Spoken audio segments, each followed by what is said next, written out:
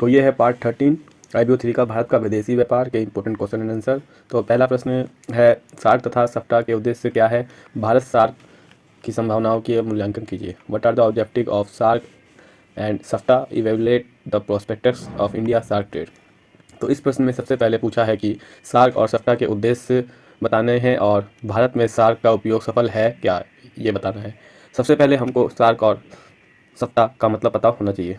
SAARC का पूरा नाम south Asian association for religion cooperation है, जिसको हिंदी में क्षेत्रीय सहयोग के लिए दक्षिण एशिया संघ बोलते हैं। और सफ्टा का पूरा नाम south Asia free trade area है, जिसको हिंदी में दक्षिण एशिया मुक्त व्यापार क्षेत्र बोलते हैं। सार्क यानी SAARC के कुल 8 सदस्य देश हैं और इसके सदस्य देश अफगानिस्तान, बांग्लादेश, भूटान, भारत, मालदीव, नेपाल, पाकिस्तान और श्रीलंका है। सार्क का मुख्य उद्देश्य क्षेत्रीय सहयोग को एक मजबूत नींव पर रखना और देश के सामाजिक और आर्थिक विकास की गति को तेज करना और क्षेत्र में शांति, उन्नति, प्रगति और स्थिरता के लिए आगे बढ़ाना है।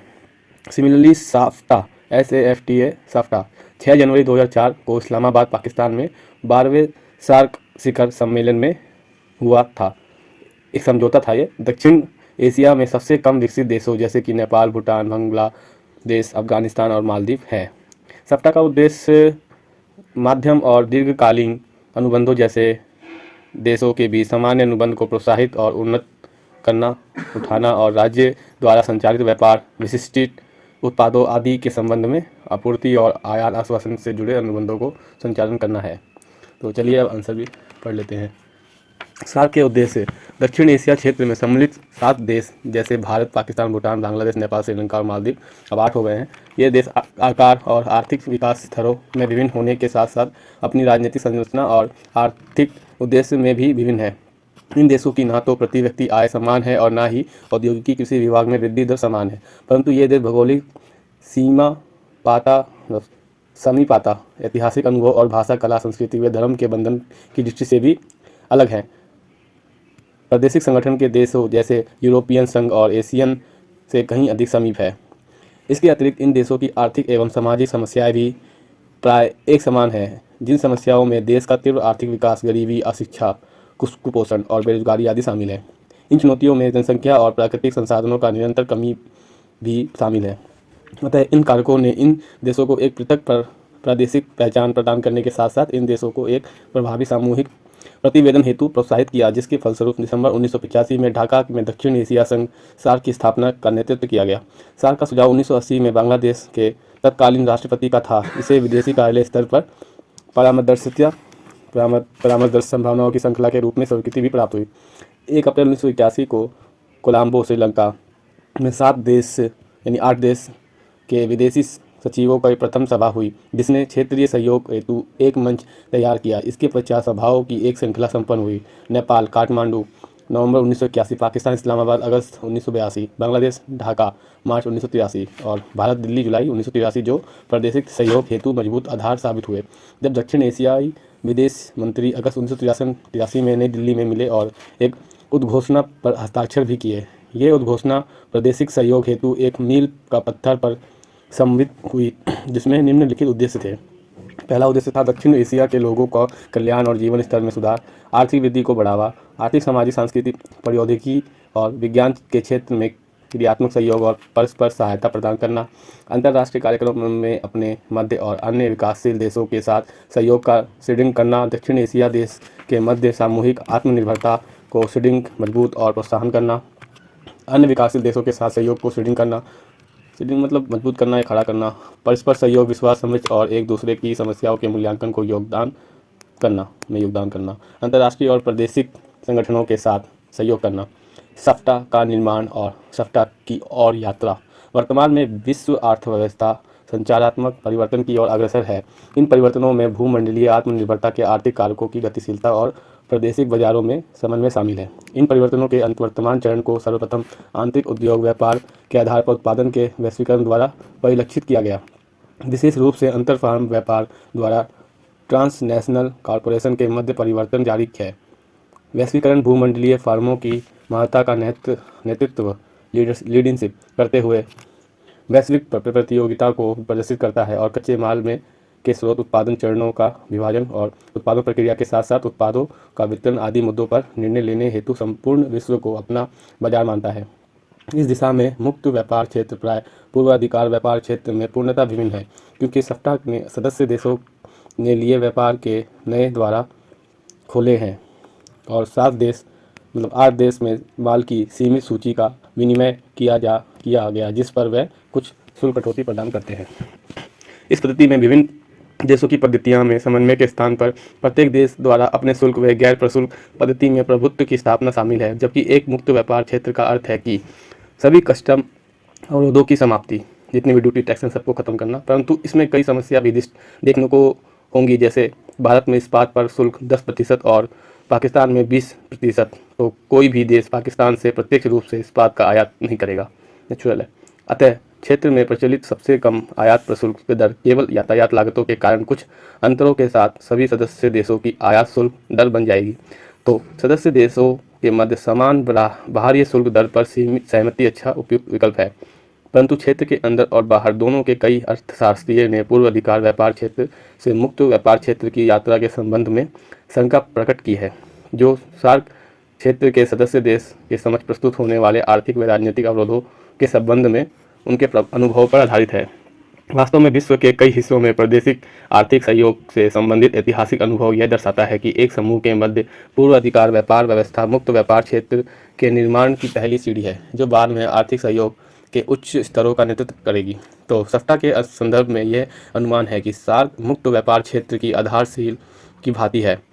तो यह तर्क दिया जाता है कि आकार, जनसंख्या, विकास के स्तर और प्राकृतिक संसाधनों के प्रयोग के संदर्भ में विशाल अंतर वाले राष्ट्र एक मुक्त व्यापार क्षेत्र में शामिल होने के लिए कठिनाई अनुभव करेंगे, क्योंकि छोटे देशों द्वारा बड़े देशों की अपेक्षा समझौते के अधिक भार वहन करने की आशंका होती है। यद्यपि प्रादेशिक व्यापार समूह का अनुभव यह स्पष्ट करता है कि यह आशंका निराधार है। जैसे यूरोपियन संघ, जिसमें लक्समबर्ग जैसे केवल 3,92,000 की जनसंख्या वाले छोटे देश ने व्यापार समूह में अन्य बड़े देशों के साथ समान स्थान के कारण पहले से ही अधिक साम्राज्य का लाभ उठाया है। वास्तव में यदि आर्थिक लाभों का समान ज्ञान हो तो आकार और प्रति व्यक्ति आय स्तर में अंतर प्राय अर्थहीन रहता है। यह उद्देश्य सार्क के देशों ने भी प्रमाणित कर दिखाया है, जिन्होंने एक ऐसी संस्था का निर्माण किया जो सदस्य देशों के मध्य समान उद्देश्यों पर आधारित है। इस संदर्भ में 2 महत्वपूर्ण तथ्य सम्मिलित है। पहला है भौगोलिक आकार, जनसंख्या, जीएनपी आदि को ध्यान में न रखते हुए प्रत्येक सदस्य देश को अन्य सदस्यों की तरह समान अधिकार व उत्तरदायित्व के प्रति उत्तरदायी रहना चाहिए। छोटे राष्ट्रों को बड़े राष्ट्रों की भांति व्यापार समूह की सभी सभाओं में निर्णय देने और मत देने का समान अधिकार प्राप्त होना चाहिए। भारत सार्क के सभी सदस्यों के साथ व्यापार स्वतंत्रता कार्यक्रम के अंतर्गत प्रथम शुल्क कमी की घोषणा करते हुए 1 जुलाई 2006 को प्रभावी हुआ। भारत के गैर न्यूनतम विकसित देशों जैसे पाकिस्तान व श्रीलंका से 380 मदों पर आयात शुल्क को 5 से 1.75% तक कम करने का निर्णय लिया गया, जबकि समान मदों के आयात पर न्यूनतम विकसित देशों जैसे बांग्लादेश, भूटान व नेपाल के लिए आयात शुल्क की दरें 5 से 100% तक कम कर दिया गया। यद्यपि समझौते में सम्मिलित सभी हस्ताक्षरकर्ता देशों ने अपने भारत को शुल्क में यातायात देने पर सहमति की, परंतु पाकिस्तान का रवैया कुछ भिन्न था। भारत सार्क व्यापार संभावनाएं। यहाँ ऐसे कुछ उद्योग व क्षेत्र शामिल हैं जहाँ प्रादेशिक सहकारिता द्वारा औद्योगिक विकास को प्रोत्साहन देने के उद्देश्य से व्यक्तिगत देशों के लिए पर्याप्त संभावनाएं हैं, परंतु कुछ व्यापार विस्तार में रुकावटों के कारण इन संभावनाओं को वास्तविक रूप प्रदान नहीं किया जा सकता। इन समस्याओं में निम्नलिखित ये शामिल है। पहली समस्या रुकावट उत्पन्न करने वाली नीतियाँ, जिनमें प्रशुल्क व गैर शुल्क रुकावटें शामिल है। दूसरा, व्यापार में असंतुलन, अपर्याप्त यातायात नेटवर्क, अपर्याप्त संचार व बैंकिंग सुविधाएं, संसाधन रुकावटें, व्यापार व यातायात सुविधाओं की अपर्याप्तता। छठा समस्या, सूचना व्यापार व व्यापार अनुबंधों, कॉन्ट्रैक्ट की कमी और व्यापार अभिलेखों के प्रस्तुतिकरण की प्रक्रिया में प्रमाणीकरण की कमी। सार्क क्षेत्र में आर्थिक वृद्धि, SAARC क्षेत्र में आर्थिक वृद्धि में प्रमुख प्रतिबंध भौतिक आधार संरचना जैसे विद्युत आपूर्ति, दूरसंचार और यातायात, सड़क, रेलवे और बंदरगाह है की अपर्याप्तता आदि है। वास्तव में भौतिक आधार संरचना के बिना सदस्य देशों में व्यापार एवं विनियोग संबंधी अवसरों का विस्तार होना असंभव है। इस उद्देश्य की पूर्ति हेतु प्रादेशिक आर्थिक सहकारिता के स्तर में वृद्धि महत्वपूर्ण होगी। सार्क देशों के मध्य व्यापार कई प्रकार के शुल्कों तथा गैर शुल्कों अवरोधों जिनसे जनसंख्या अवरोधों और प्रभेदकारी नीतियाँ सम्मिलित हैं के द्वारा प्रभावित होती हैं। ये अवरोध सदस्य देशों के मध्य विशाल नकारात्मक व्यापार शेष का एक मूल्य कारण भी है। भारत, पाकिस्तान और बांग्लादेश में शुल्क दरें सामान्यतः श्रीलंका, नेपाल, भूटान और मालदीव की तुलना में ऊंची रहती हैं। खंड में औसत शुल्क दरों में भी कुछ अंतर है, जैसे पेय पदार्थ तथा तंबाकू पर सभी सार्क देशों के ईंधन की तुलना में उच्च शुल्क दर है। सार्क देशों में विस्तृत गैर शुल्क अवरोधों के राजकोषीय कर, संख्यात्मक अवरोधों और राष्ट्र व्यापार संगठनों द्वारा नहरों का निर्माण सम्मिलित है, जबकि पाकिस्तान और बांग्लादेश के पास कोटा अवरोध है। भारत ने उपभोक्ता माल को महत्व प्रदान करते हुए कुछ उत्पादों के आयात पर प्रतिबंध लगाया हुआ है। चारों देश प्राय भारी आयात राष्ट्र व्यापारी संगठनों के लिए संचालित है। भारत में आयात के क्षेत्र में महत्वपूर्ण गैर शुल्क रुकावट लाइसेंसिंग प्रणाली है, जिनसे सार्क के साथ साथ विश्व के अन्य देशों के साथ व्यापार के विस्तार में कई रुकावटें उत्पन्न की गई हैं। पहली है, परंतु वर्तमान में सभी सार्क देशों ने अपनी आर्थिक नीतियों व प्रशुल्कों में नवीनीकरण की प्रक्रिया को स्वीकार किया है, जिनका मुख्य उद्देश्य घरेलू उद्योगों की कार्यक्षमता में सुधार लाना है, परंतु विभिन्न रूपों में गैर शुल्क अवरोधों व्यापार विस्तार हेतु संभावनाओं को वसूल करने हेतु अभी भी अवरोधों का कार्य कर रहे हैं।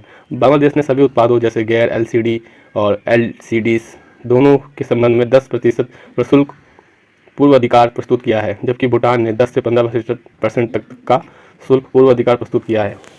भारत में ये प्रतिशत 50 से 100 तक है। केवल 5 उत्पादों की दिशा में ये आयात प्रतिशत 10 है। श्रीलंका में ये 10 से 30% का है, पाकिस्तान में 10 से 15%, जबकि मालदीव में और श्रीलंका और बांग्लादेश में मेन शुल्क दरें न्यून है। अतः भारत द्वारा विशाल पूर्वाधिकार कमी उसके पूर्वाधिकार शुल्क को उपर्युक्त देशों के समीप ले जाएगी। अतः सार्क सदस्य देशों के मध्य प्रादेशिक स्तर पर व्यापार विस्तार को संभावनाओं का सीधा अनुमान केवल सदस्य देशों की वस्तु संरचना के संदर्भ में वर्तमान व्यापार संरचना के विश्लेषण द्वारा लगाया गया है।